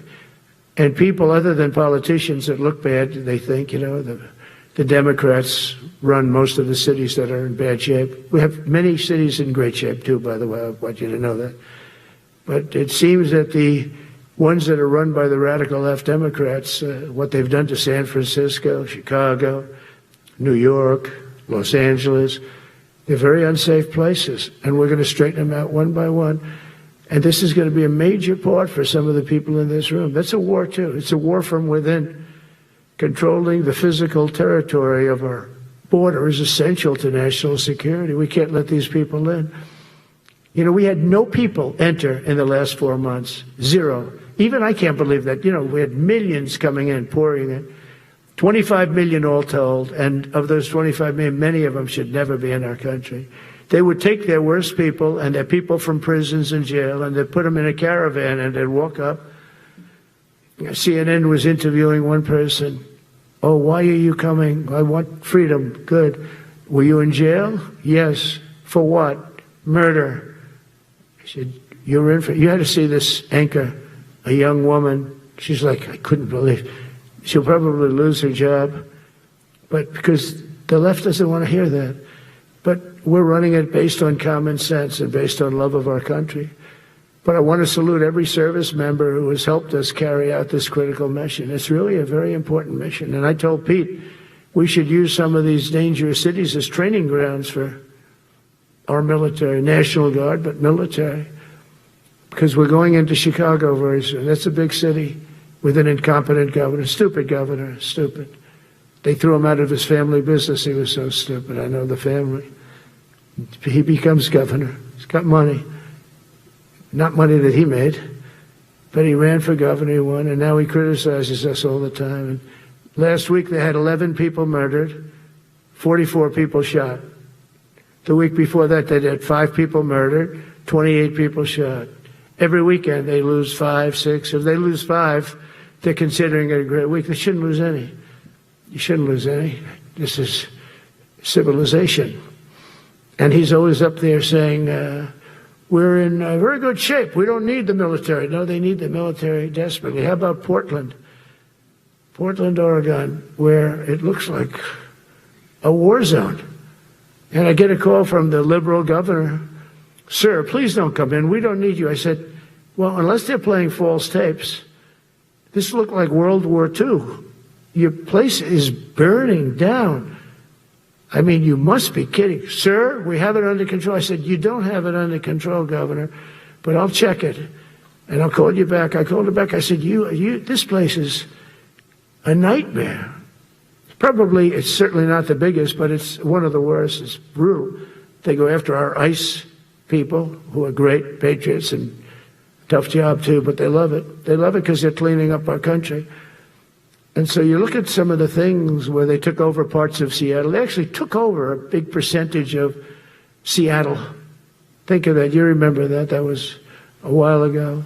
And I sent in the troops and they were gone. As soon as I sent them in, when we send in the troops, if you have a real leader that says you got to do what you have to do, I put that out the other day. You got to do what you got to do because we don't want our people hurt as they stand by.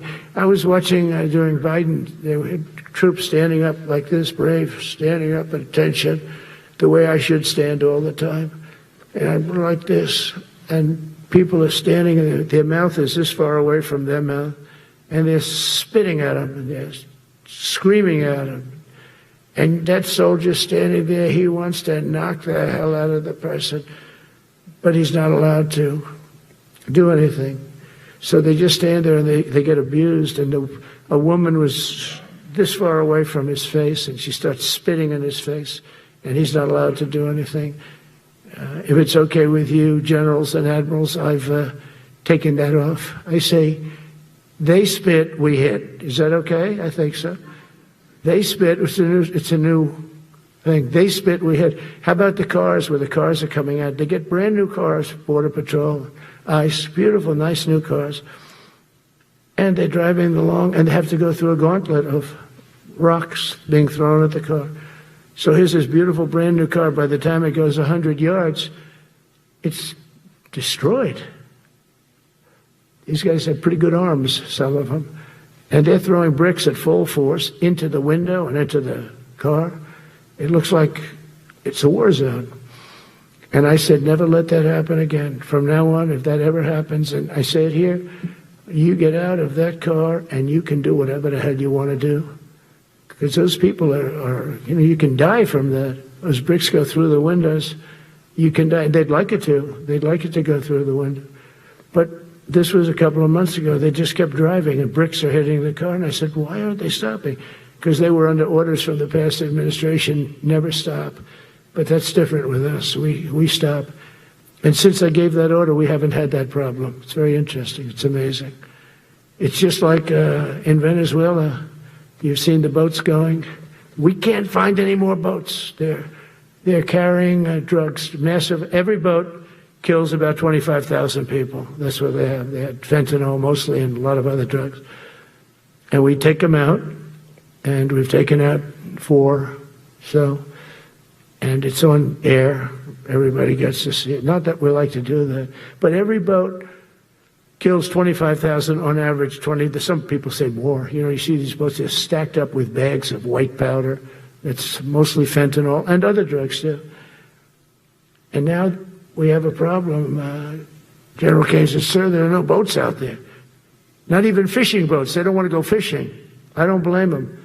There'll be no fishing today, But it's amazing what strength will do, because what we want to do is stop drugs from flowing into our country. It's destroying. We lost 300,000 people died last year. Everybody knows friends, many friends probably, that you lost a child, or adults too, but you lost a son or daughter because of what's coming into our border. And we're making it very hard. Oh, and we haven't even started yet. Last month I signed an executive order to provide training for a quick reaction force that can help quell civil disturbances. And this is going to be a big thing for the people in this room, because it's the enemy from within, and we have to handle it before it gets out of control. It won't get out of control. Once you're involved at all, they all joke. They say, oh, this is not good. You saw it in Washington. We had gangs of Tren de Aragua, 10, 12, 15 kids, and these military guys walk up to them, and they treat them with disrespect, and they just got pounded. They just got pounded. The gang just pounded, then thrown into paddy wagons and taken back to their country. Some are so dangerous we don't want to even do that, because we don't want to. Some of stone cold murderers, we don't have the confidence. Even though they're not coming back very easily, we don't have the confidence. We put them in jails. But these service members are following in a great and storied military tradition, from protecting frontier communities to chasing outlaws and bandits in the Wild West. And our history is filled with military heroes who took on all enemies, foreign and domestic. You know that phrase very well. That's what the oath says, foreign and domestic. Well, we also have domestic. George Washington, Abraham Lincoln, Grover Cleveland, George Bush, and others all used the armed forces to keep domestic order and peace. Many of our leaders used the military to keep peace. Now they like to say, oh, you're not allowed to use the military. And you know what the people say? The people in those cities where they're being raped and shot and beat up, you know what they say? We love the military. You ever see where they interview the people on the street? I've never seen somebody say they don't, unless they're radical and paid off, because a lot of these insurrectionists are paid by, whether it's Soros or other people, but they're paid by the radical left. So today I want to thank every service member, from general to private, who has bravely helped us secure the nation's capital and make America safe for the American people. It's amazing. The whole world is watching. Everybody in the White House, they come up to me, young women, sir, thank you. I know immediately what they're thanking. They don't have to say it. They walk to work now to the White House. We haven't had a crime in Washington in so long. because we got the careers, we call them the careers. We got these lunatics out, and they'll never be any good. You know, I hate to tell this to the liberal media. You could spend time with them. You could do whatever you want. You could send them to the finer schools, which they couldn't get into anyway, mentally. They couldn't get in, but no matter what you do, they'll never be good. They're bad. They're career criminals. I don't know, maybe they were born that way. Some people don't like me to say that, but maybe they were. Certainly some were.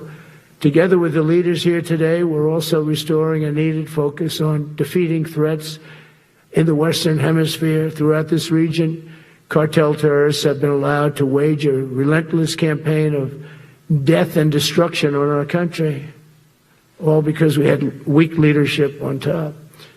And we did a great job with it first term, but this is something else what we're doing now. We're taking it to the next level, probably next level times 3.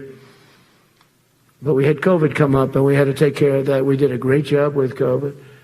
We had the therapeutics, it was just Regeneron, so many things we did for COVID. But we had to focus on that, and every other country in the world was being decimated by COVID.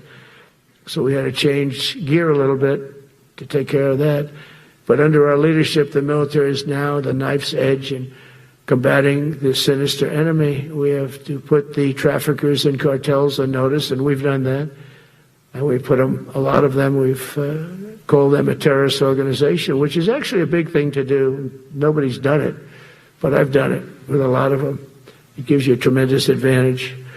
If you try to poison our people, we will blow you out of existence, because that's the only language they really understand. That's why you don't see any more boats on the ocean. You don't see any boats. Around Venezuela, there's nothing. As president, I will never hesitate to defend our people from threats of violence, from the horrible plague that's taking place from within. The Iran nuclear power, the Iran, all of the great power that we thought existed, we blew it out to kingdom. We took advantage of it, and we just really took advantage of it, and it was a beautiful thing to see, and that's what military power can achieve. That's why I chose Raising Cane. He's fantastic, by the way. I hope you all agree. If anybody disagrees, could I please have your hand? Who disappears at Raising Cane is no good? Just raise your hand. I don't see any hands raised. All right. That means you're okay. That means that he's okay now, but I saw his results. You know, he took out ISIS. I was told it was going to take 4 years. It took 4 weeks. I went to see him, and he took him out in 4 weeks, knocked him out, knocked him to hell. And I was told by military people it was going to take 4 to 5 years to do it. And I don't even know if we'll have it then, sir. These were the Washington generals. I call them the television generals. But Raising Cane did it in 4 weeks, took out 100% of the ISIS caliphate. As a result of these actions and many others since my inauguration, we're witnessing the triumphant return of peace through strength. We have great peace through strength. America is respected again as a country. We were not respected with Biden. They looked at him falling downstairs every day. Every day the guy's falling downstairs. He said, it's not our president. We can't have it. I'm very careful, you know, when I walk downstairs, like I'm on stairs, like these stairs, I walk very slowly. Nobody has to set a record. Just try not to fall, because it doesn't work out well. A few of our presidents have fallen, and it became a part of their legacy. We don't want that. You walk nice and easy. You don't have to set any record. Be cool. Be cool when you walk down, but don't bop down the stairs. So one thing with Obama, I had zero respect for him as a president, but he would bop down those stairs. I've never said, da-da-da-da-da-da, bop, bop, bop. He'd go down the stairs, wouldn't hold on. I said, it's great. I don't want to do it. I guess I could do it. But eventually, bad things are going to happen, and it only takes once. But he did a lousy job as president. A year ago, we were a dead country. We were dead. This country was going to hell. We were dead in every way, from immigration to military. We didn't have weapons. We're giving everything to Ukraine. We had nothing. And by the way, I have to tell you, now, as you know, I went over and I met with NATO, and NATO raised from 2 to 5, which everyone said 5% of GDP. Millions and now trillions of dollars are pouring in. They didn't pay the 2% because they know we were there to pay it. And now they paid the 5%. That's trillions of dollars. And we're not spending any money on that war, not 10 cents. We sell our equipment to NATO. NATO pays us for the equipment, and they give it to Ukraine or whoever they give it to. They can keep it, but we're not involved. We have no money going out. Biden gave $350 billion. Not sustainable. $350 billion. And we have a war that should have never started. But we're not doing that anymore. So I just want you to know we're selling equipment. Our people are buying equipment. They are buying the equipment at full price, a fair price. So I don't want to say we're making money because I don't want to be making money on a war. It's too many people dying. They're losing 7,000 soldiers a week. A lot of them are Russian soldiers, but between the two countries, mostly soldiers, by the way. Sometimes, in Kiev, they'll lob a missile in or some drones in, kill some people. But mostly it's soldiers. Russia and Ukraine are losing 7,000 souls. And, they're not American. They're not us. They're not you. We have a special obligation. But they're soldiers. They're young people. They leave their parents. They wave goodbye. And then 2 days later, they're blown up so unnecessarily. And so that's the primary reason I want to get it done. We got to get it done. It's crazy what's going on. That's the worst war that there's been since World War II. The number of soldiers that are being killed there is just crazy. From 5,000 to 7,000 soldiers die a week. Think of that. So I think we'll get that done. But that's turned out to be the toughest one. I'm so disappointed in President Putin. I thought he would get this thing over with. He should have had that war done in a week. And I said to him, you don't look good. You're 4 years fighting a war that should have taken a week. Are you a paper tiger? And it's a shame. But I think eventually we'll get that one done, just like in theory, I want to knock on wood, because you never know. It's like we're going to have the Middle East done, which is actually a much harder thing to do. I mean, thousands of years. But we have to get that war done. So now just think of it, we're a dead country. I was with the King of Saudi Arabia, a great guy. I was with the Emir of Qatar. I was with the great leadership of UAE. I was over there. We brought back $2 trillion and more. They ordered 200 planes, Boeings. They ordered so much, and they were great. But they all said essentially the same thing. They said, 1 year ago, you were a dead country, and now you're the hottest country anywhere in the world. We're the hottest country in the world right now. The absolute hottest country in the world. There's nobody even close. Putin said that to me. We met in Alaska, had a good meeting. Then he went back and started sending drones into Kiev. I thought we had a good meeting. But it's one of those things. But we were a dead country a year ago. And now we're the hottest country anywhere in the world. Think of that meeting. But it's one of those things. But we were a dead country a year ago. And now we're the hottest country anywhere in the world. Think of that. You could be proud of that. And you must have felt like hell when you have a wife or a husband at home and you used to read the numbers that we can't get people to join the Army, Navy, Air Force, Marines, Coast Guard. You must have felt like, I have a job that nobody wants. That doesn't feel good. Well, now you have a job that is brimming over with people wanting it. They want it. And you're able to get a much higher quality because now you have your choice. You want so many. And we're going to have many, many people that aren't going to be able to join because of the fact that we don't need them at this moment. But think of it, what a difference that is from, I could just imagine 2 years ago, you're reading front page articles in the New York Times, of course, and Wall Street Journal. They always give us unfair stories. But they played it so big. They were playing it so big. Nobody wants to join the Army, the Marines, the Air Force. They don't want to join. They don't want to join the Coast Guard at all. Nobody wants to join. Nobody wants to join our police forces. Our police forces also. It's almost went hand in hand. And I used to say, boy, I'm speaking in front of the military today, and it's embarrassing because I'm speaking in front of people who have a job that other people don't want, but now you have a job that everybody wants. So I think that has to make you feel good. It's one of the reasons I love being here today, because I wanted to say that. I have to say that everybody wants to be in the Army, the Navy, the Air Force, the Marines.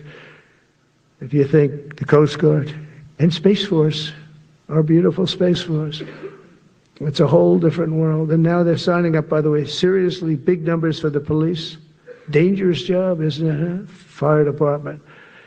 But that's the paving the way for progress once thought almost impossible. I mean, a year ago, you wouldn't have thought that was possible. A year ago, they were talking about making the military smaller because they can't get the people to join. We're thinking about making it larger because we have so many people. And it's nice to be able to cut people because of merit that aren't really qualified for any reason, a physical reason, a mental reason. You don't have to take them anymore because you have the pick of the litter, and they all want to be with you. They all want your job. They want to be with you. They want to work with you. They'll even take your job, Got to be a little bit sharp. You got to watch it.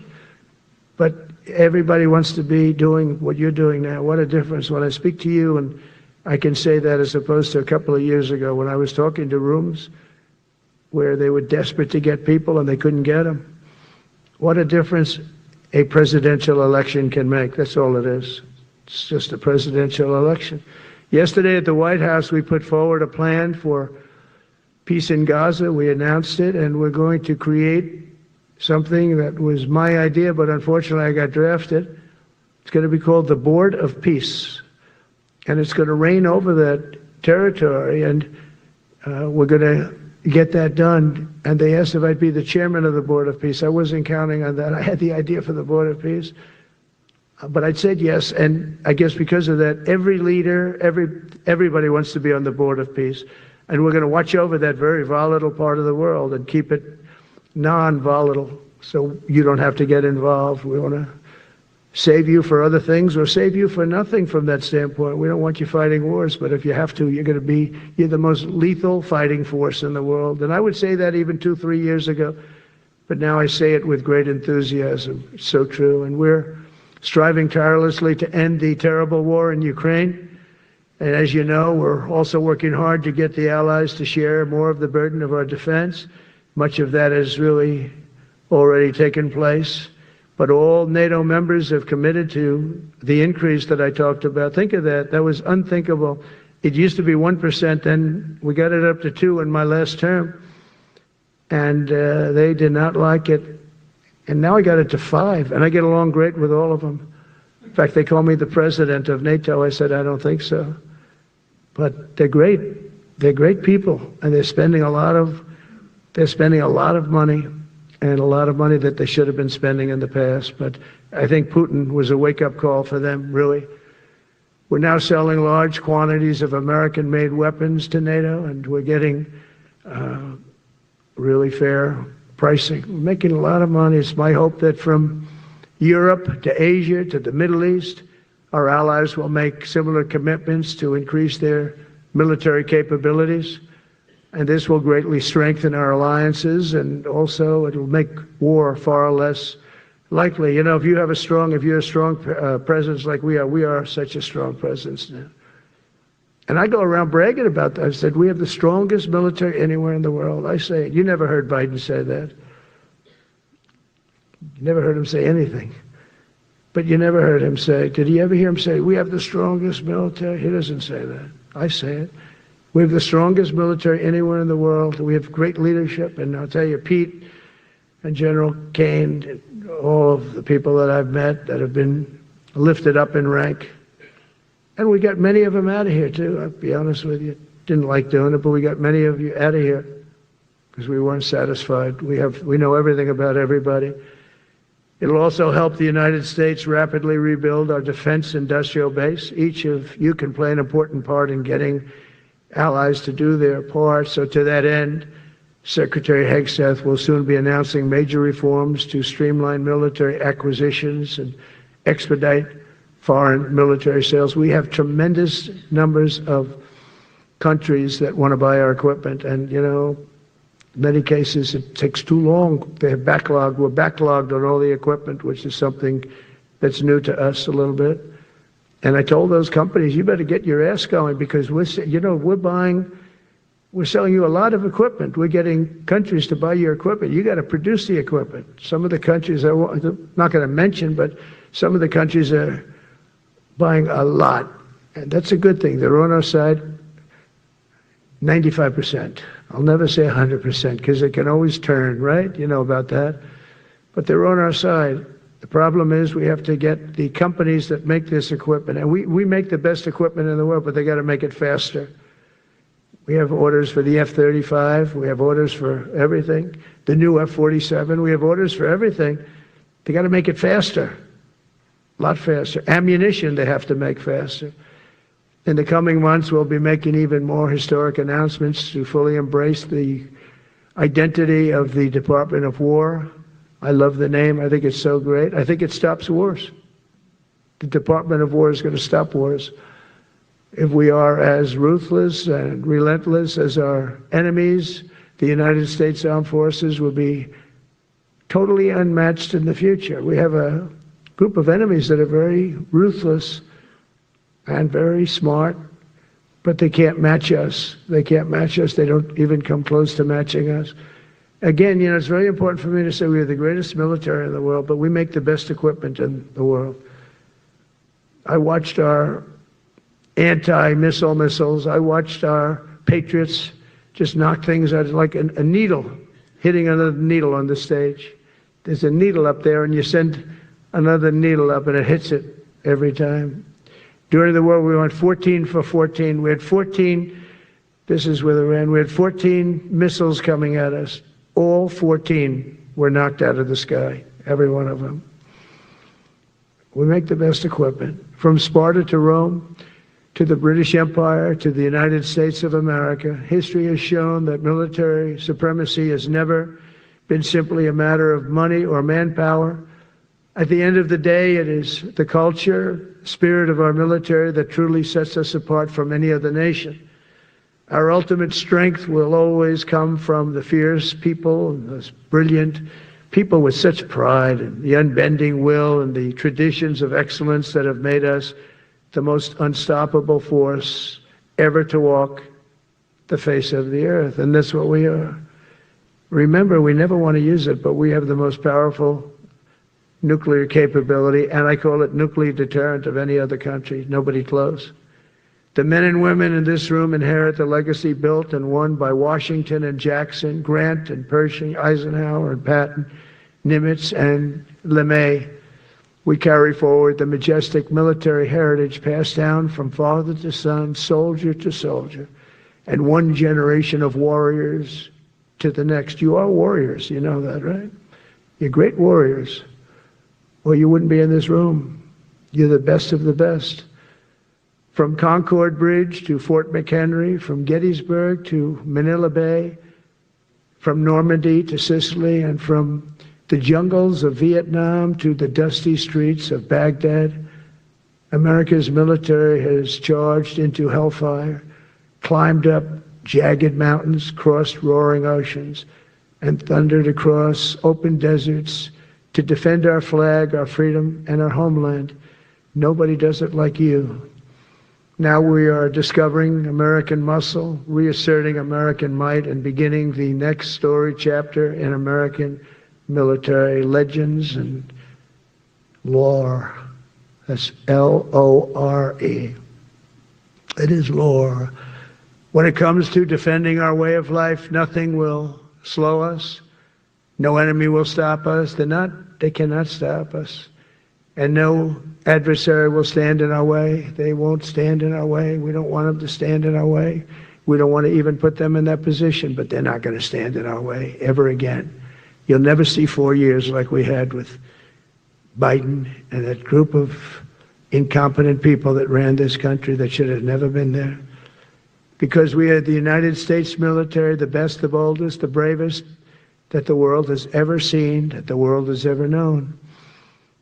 With leaders like we have right here in this beautiful room today, we will vanquish every danger and crush every threat to our freedom in every generation to come, because we will fight, fight, fight, and we will win, win, win.